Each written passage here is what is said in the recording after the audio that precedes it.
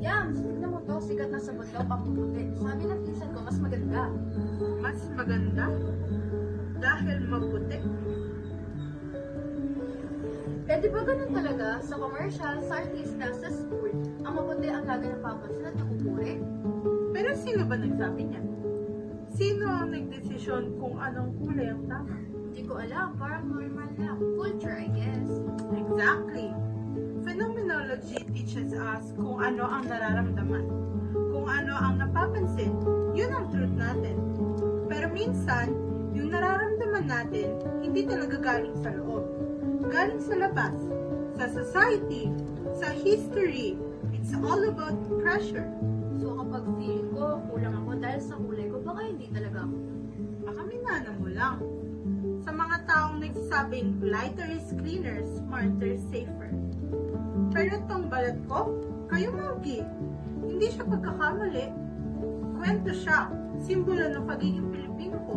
Yung sa FLI sheet, akala ko yun ang susi sa success. Sa safety, sa belonging.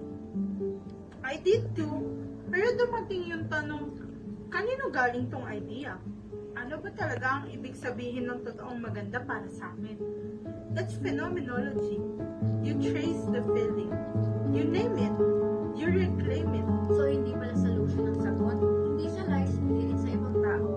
Nasa lived experience. Yes! At kapag nag-reflect tayo, kapag in-honor natin yung nararamdaman natin, we find the essence. That's ideation. From I feel ugly to I was taught to feel ugly.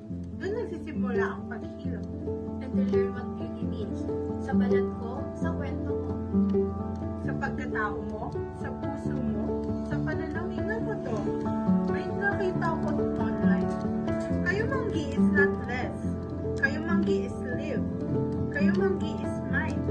It holds the sun, the soil, the stories.